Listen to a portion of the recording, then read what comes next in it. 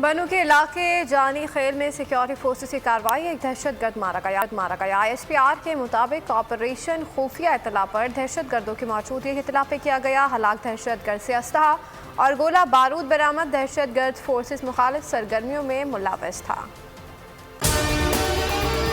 अगर आपको हमारी ये वीडियो पसंद आई है तो लाइक पर क्लिक कीजिए। सबसे बड़ी कवरेज, सबसे बड़े पैनलिस्ट, हमने तो बड़ी PMLN के वार सहे, वो भी बिला वजह। सबसे ज्यादा रिपोर्टर्स। इलेक्शन कमीशन की जानिब से कोई इंतजाम इतने अच्छे तरीके से नहीं किए गए।